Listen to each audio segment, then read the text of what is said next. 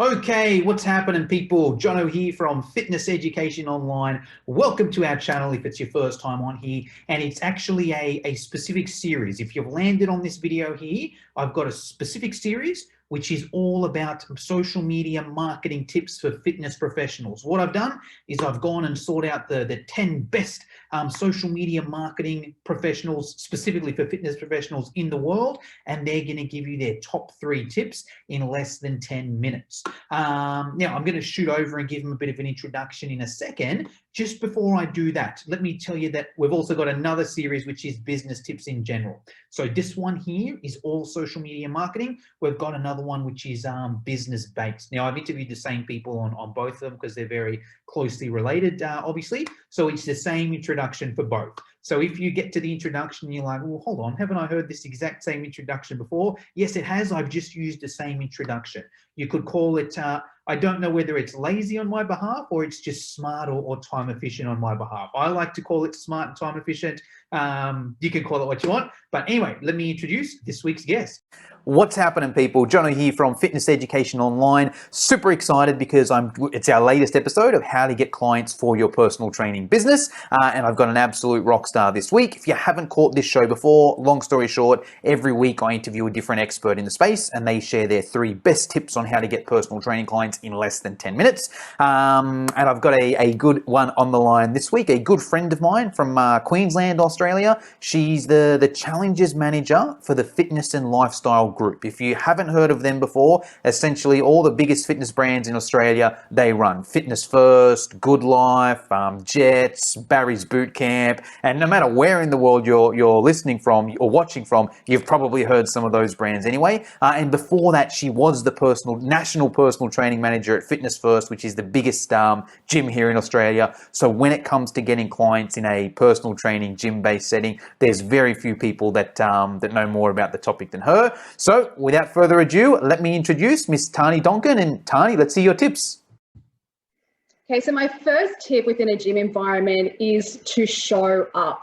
And that's to spend as much time as you possibly can in the gym. So as many days of the week as you can, and be there as many hours as you possibly can, especially for your first 12 weeks within the business.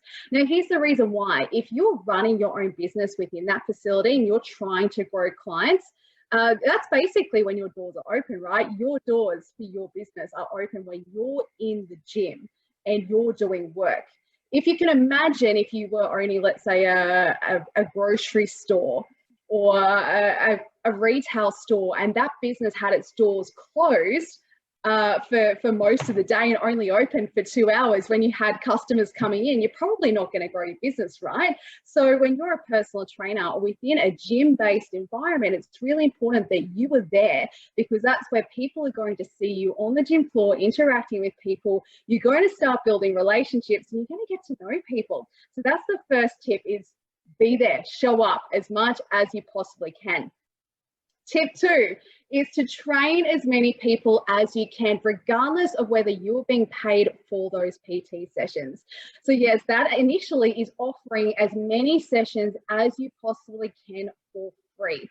Now, I know that might make a lot of trainers nervous around, I'm giving up a lot of my free time. What am I getting in return? Well, the number one thing that you're getting in return is free advertising, right? That is the best possible advertising that you can have for your business, is people seeing you on the gym floor all day, training people, interacting with people, and seeing the value that you can give to potential clients.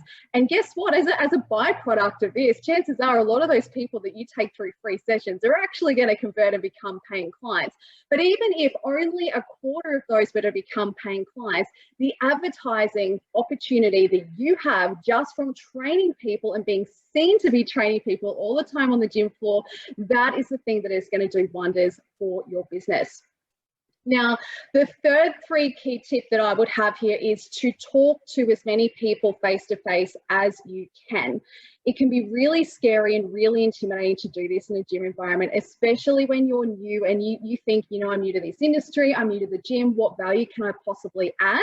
Why are people going to listen to me?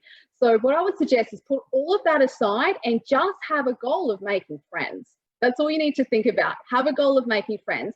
And this is the strategy that I like to use to do that in a way that is less intimidating for you as a fitness professional and less intimidating to the member as well. We've probably all seen trainers go from treadmill to treadmill trying to talk to every single person, and you can see them coming a mile away, and that's when you pretend to be on the phone or you put your headphones in. You do everything you can to avoid having a conversation with someone who's approaching you in that way.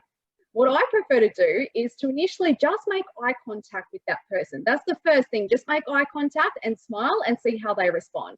If they make eye contact back and smile, the next step would be to say hi, or, you know, to take it a step further. If they look away, if they pretend to be on the phone, if they push their headphones in a little bit further, it doesn't mean that you don't talk to them. It just means maybe not today. I'll have another go tomorrow. So eye contact, which will hopefully lead to a smile and a hi or a hello. Now that might be as far as the conversation goes in that first interaction, which is okay, but you're going to do it again tomorrow. And over time, you're going to build a relationship. Now, when you start talking to that person, I always recommend talking about anything other than health or fitness and wait for them to bring it up.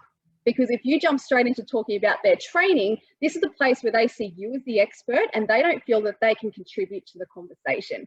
So let's take all the intimidation out of it and talk about anything else. I don't care if you're talking about the weather, if you're talking about the footy game on the weekend, talking about anything other than health and fitness until they bring it up, which might be that day. It could be a few weeks down the track. And as soon as they've brought it up, they've just opened the door for you to jump in and to start helping them with some tips and some advice.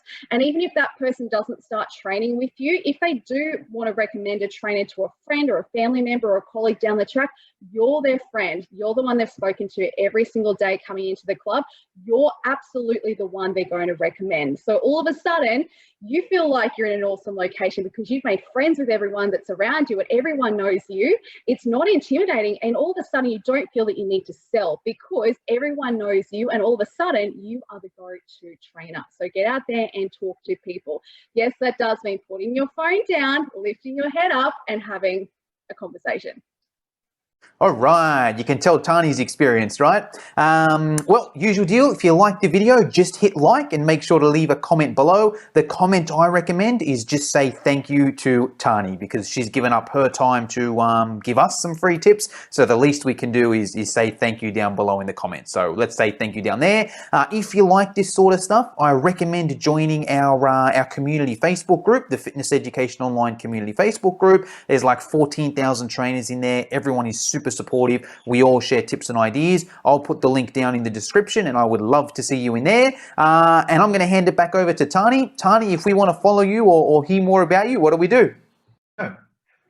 Yeah, so to contact me directly if you have any questions or you'd like any support or advice, you can find me on Instagram or on LinkedIn, especially LinkedIn. You can just find me, search for Tahnee Donkin. I'm the only one out there. So on LinkedIn, I'm Tahnee Donkin, and then on Instagram at Tahnee Donkin. Super easy. And if you have any questions around any of the brands that I support as well, especially any recruitment opportunities, you can email me directly at tahnee.donkin@fitlg.com. So that's TAHNEE.DONKIN at FITLG.com.